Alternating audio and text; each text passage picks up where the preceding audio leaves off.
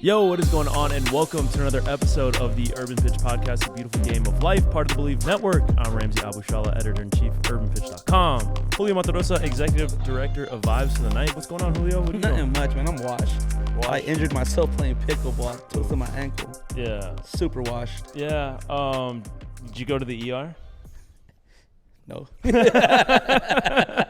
Same night I was there getting x-rays. My nephew told me I'm washed for that too. He's 7 years old. It's crazy. I hate him. Oh, well, JR was telling us to get our followers up. That was a little disrespectful. So, yeah, but he didn't know we had St. Clair on the pod. Once I told him that, I thought he was going to say, you're cool. He was like, oh, that's amazing. But can y'all get your followers up? Yeah, I'm like, dude, tough. Get your own YouTube account and follow us. Yeah. Well, we were at the he said that at the Fiesta Broadway event that we were emceeing over the weekend. Did the little canchita that was amazing. Activation as part of Fiesta Broadway, which I'd heard of, but I'd never been to, and I didn't realize how big of an event it was. And being a part of that was pretty cool. Yeah, they had about 4 blocks. I like the vendors. The vendors brought me back to my childhood. They had a Tampico, and like they had the wrestlers. So like, oh man, it was my childhood all in one place. Yeah, but it's tough that you couldn't get to play, man. Man, hey, Urban Pitch team, shout out to them. They figured it out. Detroit Pistons of the 80s. Right, we were going a little bad boy action. You know, we used physicality to our advantage. And, you know, I built, because I was like kind of, you know, telling the people like what was going on beforehand. And I was like, yeah, it's going to be a friendly thing. You know, we're going to do, you know, just have some games going on. It'll be a competition. We'll have a semifinals and a finals. But, you know, we want to keep it really friendly and all that. And sure enough, you know, about maybe 3 minutes in, I see 2-hand shoves. You know, people are getting called all types of names. So trash talking. It's always fun. Urban Pitches, Bad News Bears. Yeah, but I mean, Bad News Bears, they won it. They won it. No, shout out to the Sueño team, Fiesta Broadway. It was a great event. It was an amazing event. Had a little bit of everything. The community was out. Yeah. They did their thing, and a shout out to like the teams, Balón de Flor, the Full Boutique, Latin Nation, all the people that came out and supported. It was a fun time, and I can't wait to do it again. Hopefully, I can play this time. Yeah, we're running back next year. Run it back. No pickleball the day before, though. No pickleball. Yeah, we'll have ice baths and whoever giggled about a pickleball injury, I hate y'all. I mean, it's kind of funny. It is kind of funny. Yeah, like objectively. Yeah, I went to the X-rays, and the lady was like, "What were you doing?" I'm like, and I was kind of embarrassed to tell her, like, playing pickleball, and she just started laughing, like crying with laughter, and I was like, "Yeah, dude. Like, let me check your credentials." I don't know. You'd be surprised, man. Pickleball has put physical therapists, like, it's kept them in business over the last few years. Like, I know some PT friends, then they say, like, if it wasn't for physical therapy, like, you know, their bills wouldn't be getting paid. So, shout out to them. Yeah, so shouts to pickleball, shouts to PTs. But you and I today, because Bridget Flores is out. She's at the LAFC CONCACAF Champions Cup game. And I thought, you know, we could use this as an opportunity to talk about LAFC's history in the Champions Cup, because, you know, they've done historically pretty well in the tournament, right? They just can't get over the hump. They can't get over the hump. So they've been to 2 finals, lost both. The Tigres in, I think, 2020, and then 22 or 23. Maybe it was 23. They played Leon. It was 23. 23. Yeah, 23, because at 23 they went to every final possible, and they didn't win anything. Yeah. Didn't they win Open Cup that year? No, they won Open Cup last year, 2024. Okay, the next year. To basically get into this. I think they were the only Open Cup team that had a full roster. They wanted to get to right. To They this were playing competition. Their A squad, right? So this is a team, right, that is built to win championships. You know, they have the roster, and we haven't really talked about this year's CONCACAF Champions Cup, but in general, it's pretty difficult to have a team that can compete in the Champions Cup and the MLS season, and, you know, Leagues Cup and Open Cup and all these, you know, mid-season tournaments, right? And, you know, it happens in Europe, and you see these European teams that have, you know, 4 or 5 different competitions that they're playing in, but they have much deeper rosters, much deeper pockets, less, restrictive salary cap. So in MLS, you're operating with pretty, you know, there's not as much depth as there are in some of these other leagues that, you know, have these competitions. But what's your thoughts about this year? How are you feeling about the squad going into, you know, these semifinals? I like how Nashville beat America to make it into the semifinals against Tigres. It shows that MLS is growing. I know we've talked about it year over year. It's like we're repeating the same talking points. But I'm happy to see a Nashville that, which is not one of the most historic teams. They've been good of lately, but not a team that you would think will beat a team like an America with a Zendaya and Miami too. Before that. Yeah. So they have a deep roster. LAFC, I think their roster is built for this.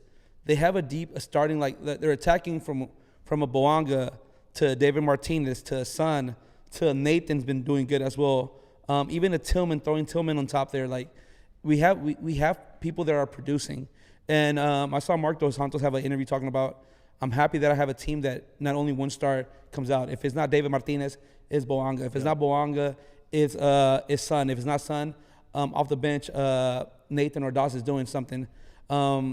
And we've been like I play for LAFC, but LAFC. It's always yeah. So LAFC has not the last 3 games in MLS they haven't been doing well, but like they haven't been getting scored on. Lloris is balling, like the save 2018 type saves. So I just like that. Out of the 2 Mexican teams, Tigre and Toluca, are historic teams. LAFC has been a team that lately, but Nashville, like even seeing a Nashville, if LAFC doesn't win it, seeing a Nashville win it for MLS, a newer franchise with a lot of great fans. It's exciting. It's exciting. The upset against America, I talk about it because like I thought America was here to win this tournament, and I've seen some talking points saying like the Mexican teams don't care about this. I'm like, you're lying. No, you're lying. You get to play the World Cup, the Club World Cup. If you win this tournament, that means you get to play against the Barcelonas, the Real Madrids, the Milans, the Inter Milans, like the teams that you grew up watching. So I just hope MLS do good. I want to see an MLS final, but I'm a Toluca fan just because of the Cardoso era, Ciña, Victor. So and every time Toluca wins, it's just a vibe. You see him partying with the trophy, drinking a beer, como si tú fueras hecha a mi medida. Like they know how to win. So if it's not an MLS team, I want Toluca to win it. But the 4 teams, they all have great fan bases, and I want to see like the Toluca fans, how great they are against the LAFC fans that they are great as well, especially with the Nashville and Tigres. And Tigres always had a great academy of a lot of American players. So it's just going to be a great semifinal. I hope LAFC wins it, but I'm watching it either way. Yeah, and historically, the Champions Cup, like final, like the prize, the reward cash that goes to the winning team, it wasn't, it was like, not very significant. It was like in the 200-ish thousand range. Recently, they increased it like pretty significantly. It's in the millions, right? Or am I mistaken? Now I believe we're in the 7-figure range now. And that opens it up to get roster spots. To get more players. So I think the prestige is always there, and Mexico has dominated the competition, and a lot of that has to do with the schedule and just the way things line up, where it's like MLS teams are always at the beginning of their season, and Liga MX, they have the Apertura and the Clausura, so they're like the continuity is already there. They've found their midseason form, and you've seen teams like Seattle Sounders. They won the Champions Cup in, was it 24, 20, whatever. They won one year. I believe it's last year, and they didn't even make. No, it wasn't last year. Last year was all Mexico final. Yeah. So whatever. Prior to that, yeah. So. And I don't think they even made the playoffs that year because of just how the season goes. It's a long year, and now with the schedule change coming up in 27, I think you'll see MLS start to compete a little bit more. Even though like the salaries are a little bit different, like Mexico still has deeper pockets, but I think the schedule has a bigger like factor in Liga MX's dominance than a lot of people think. Yeah, and then the thing about Liga MX is like their scouting departments for most of these teams is just great. They have been like letting people play out good in the MLS, then like steal them, like a Brian Rodriguez for America. Bogus. Bogus for so now he's back in Houston. Yeah. So so they see the young players that MLS is great finding young players. Liga MX finds them young players, but a little older, but more established. Yeah. So because they have deeper pockets, and I believe their roster doesn't have to be they don't have to have a certain amount of players from the from Mexican national players like they used to have back in the days. Right. I think it's a little more free. They can bring as many people as they want. Opposed to MLS, we have to have like allocation money. We have to have a international There's spot. only certain international slots on each roster. There's very convoluted. We got to rules bring a guy that can explain the rules for us because I try to read them. And the more I read them, the more confused I get. Yeah, I mean that happens a lot. You know, so I think MLS is difficult. I will give you that. What's TAM still? Yeah, TAM, GAM, finder's fee, like no, what's it called? It's not finder's fee. It's like discovery rights, like all that stuff. It's even the designated players stuff, the young designated players. Uno reverse card, like all these. Yeah, man. I mean, I think the Miami exception rule. I don't know. I don't even know if it's a real thing, but in Miami, it feels like they can sign anybody anytime they want. No, they kind of finesse the rules to their favor because they have a lot of allocation money that they're able to pay these players. Yeah, they traded a lot with, of they traded that team that was they Messi. Flipped the whole roster. They traded everybody for cash, for allocation. Yeah. Imagine being traded. Like who did they get? Just cash. Yeah. This Tam guy must be pretty good. You know? Who's Tam? Timothy. Yeah, but I mean, Will Kuntz was on the Cooligans podcast. Maybe it was last year, or the year before. I can't remember, but he did a pretty good job of kind of like explaining everything that he needs to know as a general manager and just the kind of.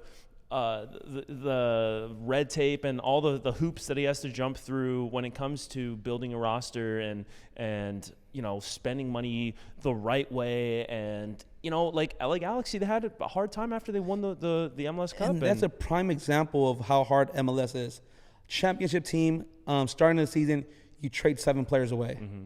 Shout out to him because he gifted us Marky Delgado to LAFC. Right. But your starting forward is gone. One of your starting backs is gone. Last men are gone. Right. Jaden Neal. Yeah, your midfield is Jovic. Like your midfield is basically demolished. Like and then you're seeing them play a lot with their academy guys just because they didn't have money. I think they only have like $100,000 to sign in allocation money. So or zero.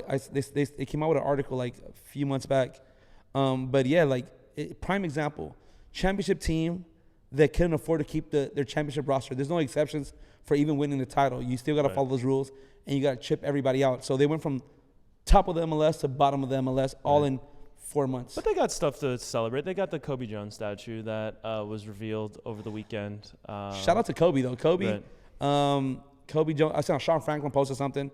He was like, as an African-American, like, you were the guy we looked up to. Thank you for motivating me to wanting to become a pro.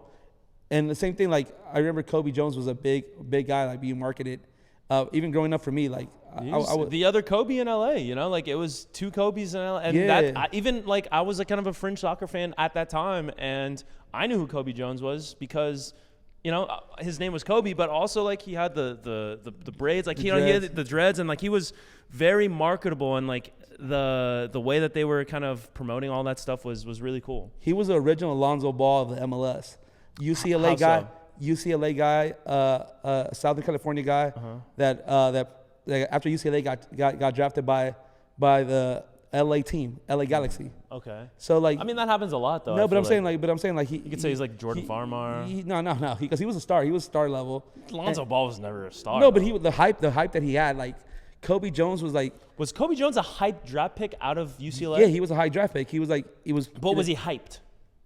From what I remember, all I remember is Cobi Jones. Even in the '96 team, it was Mauricio, and Cobi Jones, Cienfuegos, Cobi Jones. They had Tanque Hurtado, but Cobi Jones was one of the guys, like, this is one of our leaders of this team. So yeah, and he was, I mean, a SoCal guy, like, went to Westlake High. Yeah. Goes to UCLA. I don't think he was recruited at UCLA. I think he was a walk-on. I'm pretty sure.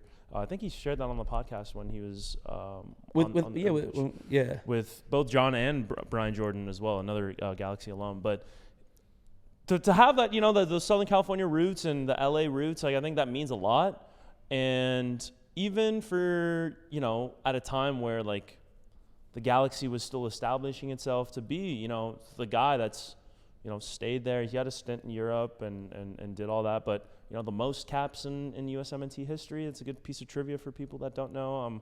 And, You know, and he's still involved in the game now. Like you see him talking about. I think he's going to be on the World Cup broadcast. Yeah, and coverage he has for Fox a podcast with LA Galaxy that he does like history of LA Galaxy. So, shout out to Cobi Jones. Yeah, growing up, he was one of those guys. Yeah. So who's next for Galaxy?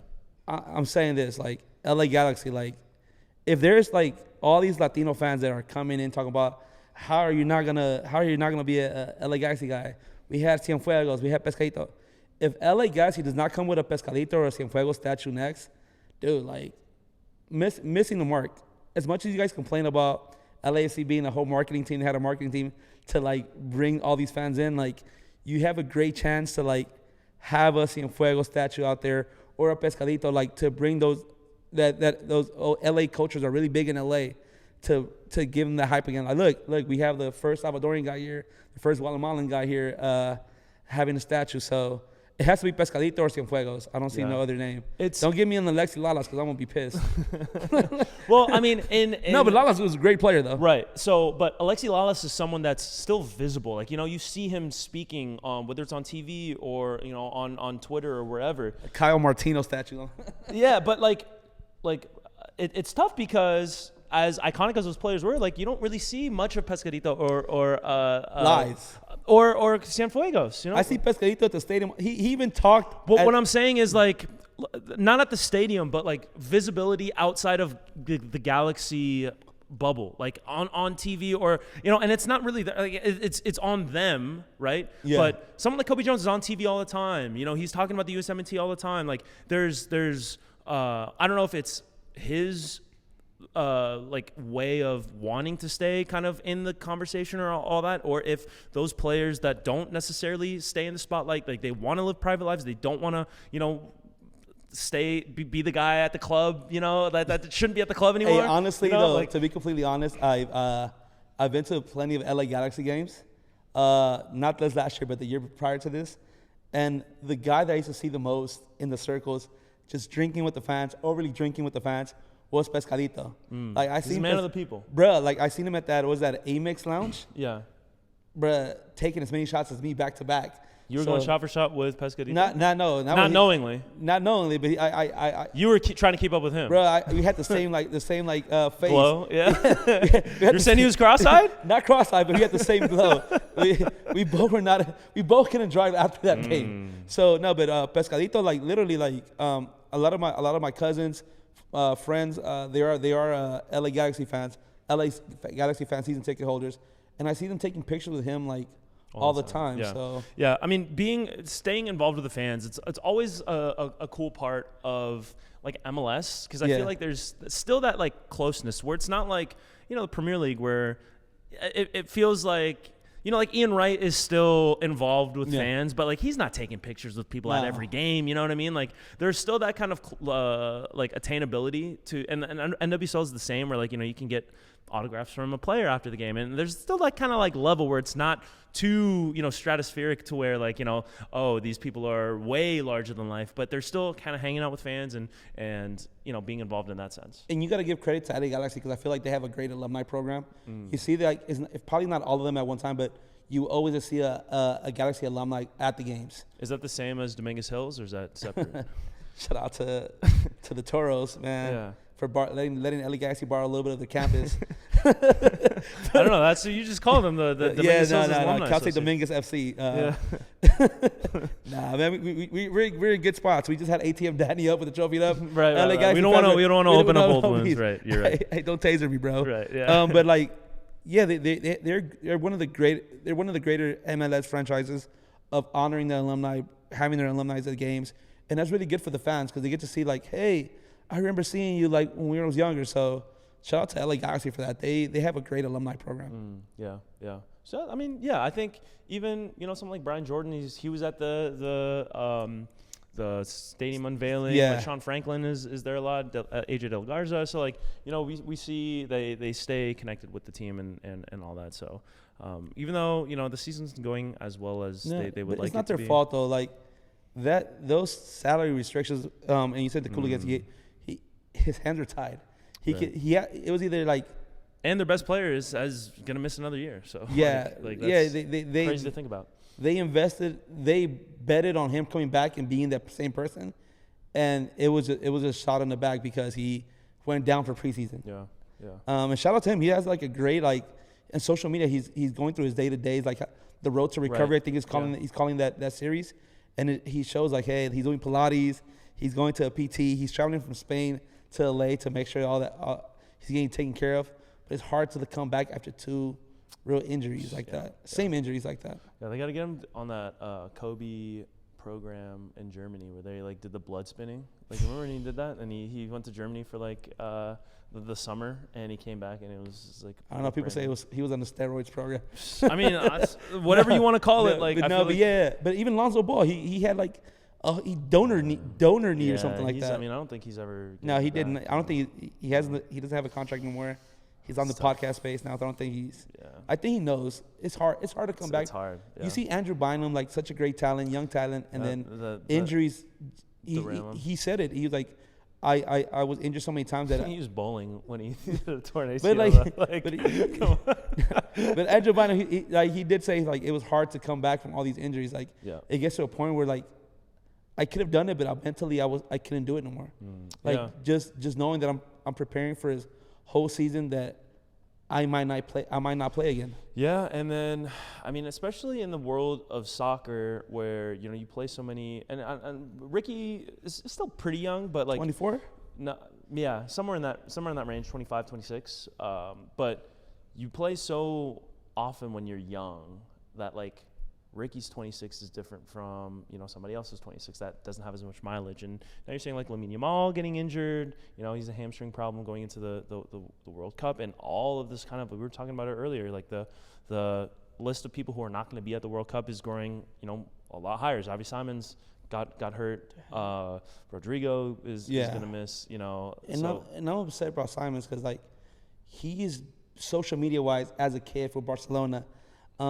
He like the hype around this kid to like be great, and I feel like this World Cup was gonna be the World Cup where because he was playing more freely, he was having a great season. I feel like this was gonna be the World Cup with Netherlands where he was about to show out and like become the player that everybody expects him to become. Yeah, it's tough. And I mean, now at the end of the season, it's like you have. I mean, speaking of CONCACAF Champions Cup, you have UEFA Champions League where it's like you can't really rest.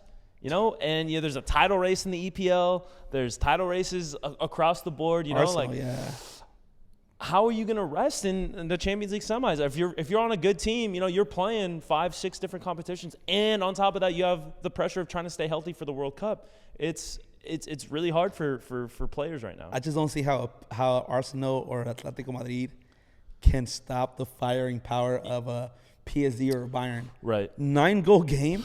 And like the defense was playing bad. Right. It was amazing offense. Yeah, Thierry Henry was pretty critical about the defenses. He was saying it was just kind of like a pickup intensity style game. I really don't think so. Vincent Kompany had a good quote after the game where he's like, dude, I don't know what to tell you. Like, this was just a very football at the highest level. Yeah. And there's only so much defending you can do against the attacking quality that you have. And, someone like I mean, I've been talking about Michael Olise, we said about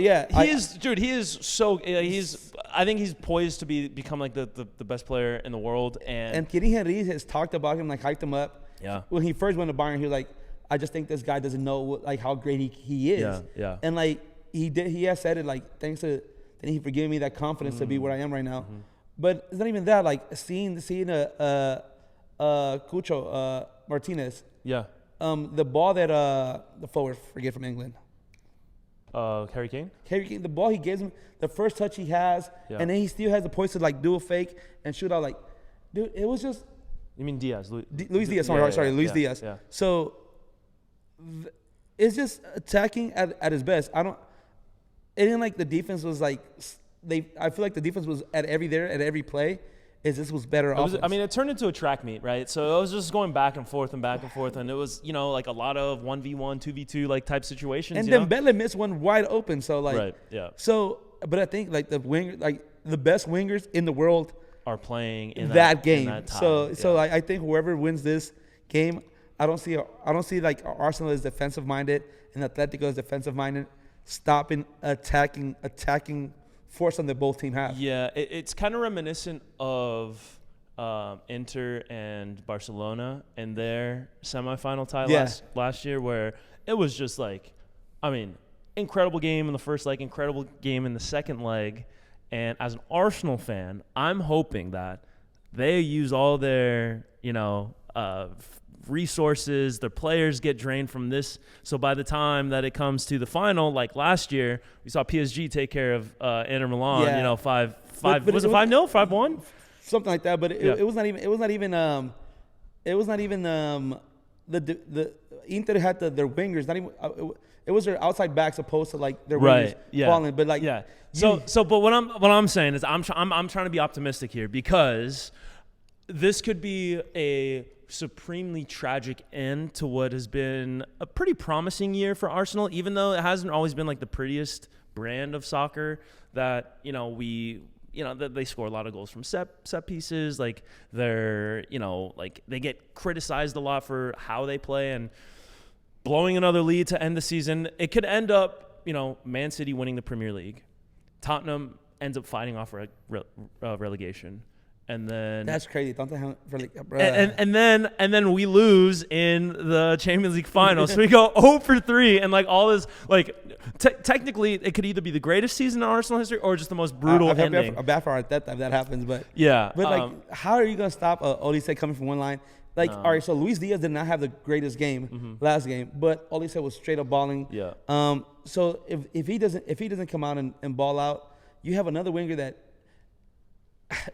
I just don't see like it's and then we haven't even talked about PSG. like, their attack is, with Kvaratskhelia, Barcola, like all like Doué, like these Dembele, Doué came off the bench. Because they have Dembele, but I feel like he should start. He came in and he was scared. Like, dude, I don't see France. France is gonna be killing this World Cup. I'm telling you, that attacking front from France is on a level that I don't think I've ever seen. Where the Avengers have united, bro. It really is a super team, and then it's not just the attackers too. They have the midfielders and the defense. Like it's gonna be if they can play together in a cohesive way. Which but it's been the same national team for like the last There's a lot of cohesiveness. Is it 18? 22? For the most part, there's a lot of continuity between 18, 22, and 26 now. So it's I don't know. I wouldn't want them to win just because they've been there in so many finals. I want a first time World Cup winner to be in, like Morocco, AFCON. I want an AFCON team. I don't care who. I just want an AFCON team to win it, just because this AFCON was so amazing with all the storylines. But I want an AFCON team to win it. Yeah, Morocco probably has the best chance at it. Senegal is a pretty good squad, but I don't know. I don't see them overcoming like even a Spain or an Argentina. Like these, even Portugal has a really good squad too. So it's not gonna. It's a pretty deep World Cup, obviously with the amount of teams. But I don't know, man. You got to stay healthy for this last stretch of the season, and the Champions League wise, I hope Arsenal is somehow able to pull it out. We saw a 1-1 draw with 2 penalties today. Like a complete stark opposite from that 9-goal affair from before. This episode's going to air before the second leg of the Tuesday game. So we'll see how it ends up. I think I'm confident in Arsenal. And then on the other side, if Griezmann, a shot that he's falling down, he just with his left and hits a post. Tough, bruh. Yeah. And then or the one that he like bounces off defender and then he tries to chip and then it hits it was a Gilbert, hits him and he hits a corner kick. Yeah. I think I'm gonna make my picks. I'm saying Arsenal's gonna go through, and then I think Bayern Munich ends up winning on the second. Yeah, I want Atletico to win. Yeah. El Cholo Simeone. Well, you're a big Simeone guy. I'm a Simeone guy. When I was a kid, I remember him like just like when he Inter de Milan, bro. Like I swear, like most of my teams I have like. He got your boy Beckham though. No, so it's, yeah. So, but most of my teams have been that it's just been one team. Like they've gone to like a Real Madrid or one team guys. Yeah, Manchester United for those Europeans. But in in Italy, I've been all over the place. I've been I've been a Juventus guys because of Del Piero. Yeah. I've been a Inter Milan because of El Chino Recova and el Cholo Simeone and Veron. Right. And then Milan because of freaking not Pulisic, Kaká, that Kaká era. Yeah. So I don't know. Like I hope Cholo Simeone. There's a rumor that he already has accepted a contract with Inter de Milan. So he's basically gone after the season. Right. But is he the longest tenured head coach he's right been, now? He's been there forever. Like, yeah, I feel like it's 10 years already. Yeah, at least. So, and then not only that, I feel like Griezmann deserves it because he's been with Atletico most of those years as well. So I want Griezmann to win it. He has won everything but a Champions League. Yeah. Was he on that the Champions League final with Barcelona? When they lost in penalties, was he on that Atletico team, or was he still in Sociedad at the time? No, I think he was already with Atletico. And that was like 2015 or 2016. Yeah, he was already with Atletico. Yeah. But yeah, it'll be interesting to see the future of Atletico, and they got an American on Atletico. So yeah, exactly. I was gonna say that Johnny Cardoso. Yeah. So he played well. I was like, is he gonna be the starting like 5 for the U.S. team? I believe so. I feel like he had a great game. He doesn't do anything like that stands out, but he plays simple at his best. Right. And I feel like he hasn't had the U.S. performance yet, the standout U.S. performance yet. But, I mean, you can't – like, a guy who's starting in the Champions League semis, you got to put him in the – you know what I mean? He's got to be a starter on the U.S. team. Like, you know, like, who's doing better than that? You know? Bro, like, honestly, who? Like, honestly, don't tell me you're going to start a Tillman. Tillman's a great player. Right. But, like, Cardoso – from last year with Betis, now with Atletico, he's doing his thing. Yeah. I think he deserves that starting spot. Eriksen hasn't been healthy, so how are we going to give him that? With all these questions, I feel like Pulisic, Cardoso, and McKinney are probably, and Richards are probably like the only starting players that are locked in. Everybody else. What about Robinson, Anthony? He's been hurt. He's coming off injury. But when he's healthy, he's one of the best in the world. Exactly. Yeah, I don't know. He's been hurt. I don't because Reem is play as the other center back. No, Anthony is the outside back. He's the left back. Yeah. No. Oh yeah. Sorry. He was playing for. He got hurt. Wasn't he out for like a year? No, he's back. He's been back. He's been playing. I'm pretty sure. Yeah, he was. Because at one point he was one of the better wingers in the EPL. He's one of the best left backs in the world. But, yeah, after he got hurt, like his name hasn't been brought up as much. Yeah, but he's been playing this year. Yeah. Okay, let's finish on a lighter note, on a less like analytical note. Did you see the Ted Lasso season 4 trailer come out? No, I did not. Yeah. So after it's been maybe 2 years. Where are they going to go from how they ended? So it looks like Ted Lasso is going to be managing the U.S. national women's team, women's team of Richmond, the fictional team that he's managing. So I don't know.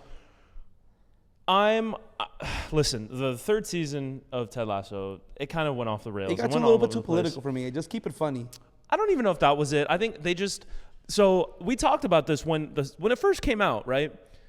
I don't think anybody expected it to blow up like it did, and the timing of it, right? It was like in the middle of lockdown, like kind of peak lockdown, where everything was just like, bleak. There was, we don't know what was going to happen next, like if we're going to be able to go outside or like what was happening. Not like Urban Pitch having like random like game nights. Allegedly.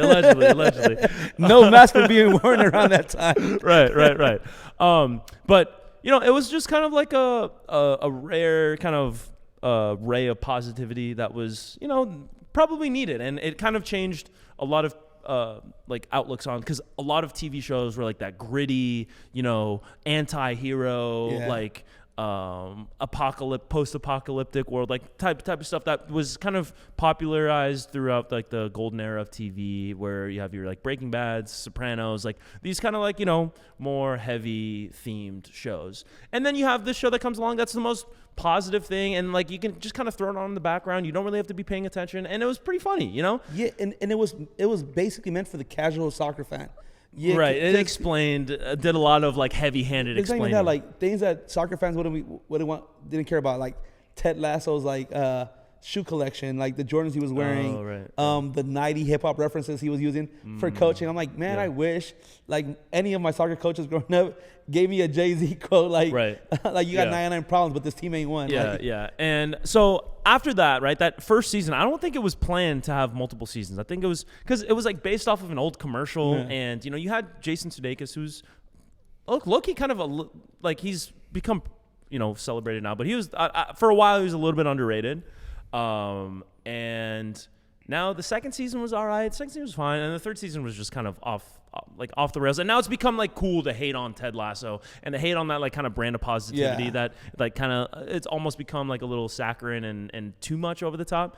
And I just think that they should have left it alone. I don't know if we really needed the fourth season of Ted Lasso. Yeah, because like what is he gonna do? Are they gonna go back to the first season and just try to explain the women's game? Like, I don't know. So they kind of hinted at it towards the end of the season where like Keeley wanted to start a women's team, and like I don't know. I'm sure they'll have they'll figure some kind of like, they're smart people that run the show, but to me, I think after the first season, it just kind of fizzled out a little bit because they weren't really planning to do more than one. And it just almost seemed like they kind of rushed to do 2 more seasons. And whereas the first season was kind of short and compact, the next 2 were just kind of drawn out. And like it felt less essential, everything. So I don't know. Just don't keep it current events. Just try to make it funny without putting any current events in the show. No, I mean the first season. No, I'm saying like it was great. Like it didn't have nothing like current like about like. It did though. It kind of did. It had like they were doing all types of the commentary, and there was like satire in there too. So it certainly ramped up that stuff in the next few seasons, but it was always a kind of part of the show's DNA. So I like how the first season had basically how the American audience, like how we were like hip hop driven, like and then put it into the soccer space. Like he was like, well, in football, Coach Ditka one time said with the Bears, or it was like one of those football references, and they added it to soccer, like, and or like putting some Eminem lyrics as well. So I hope they go back to that. Yeah, I don't know. I'm not stoked about it. It's not something that I saw and I was like really excited for. After the third season, I was just like, okay, I'm kind of done with this show. Yeah, because there was another show that kind of like picked up during it basically came out before lockdown, and then after lockdown it blew up.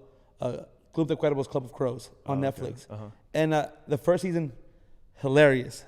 Second season, still funny. Third season, I feel like they were just trying to use the same jokes, so they just couldn't.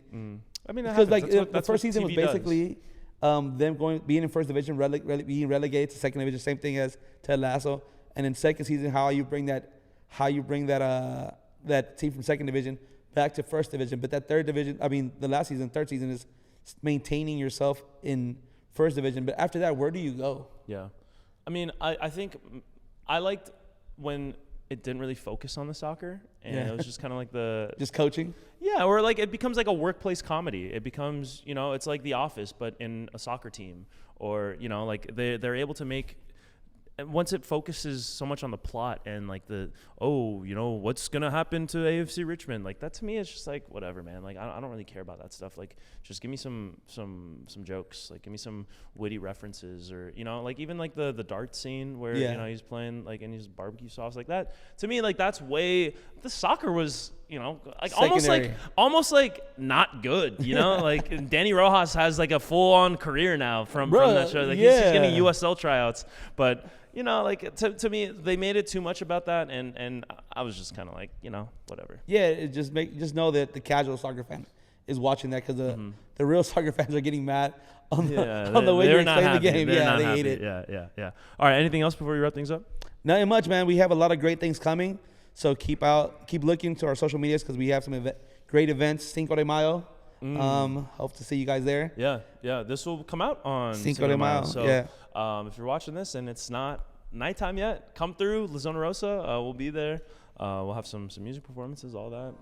Julio might steal the mic on a school day. On a school night. Yeah, we got school the next morning, but I might have to call in sick. I'm not calling on sick, and if I do call on sick work, it's not because of the Cinco de Mayo. It's because it's a super spreader event. I really woke up with a stomach ache. Oh, man. This has been another episode of the Urban Pitch Podcast, The Beautiful Game of Life. For Julio Montodos, I'm Ramsey Abushala. Keep it tapped in. We got some great stuff coming for you in the next few weeks. But until then, we out.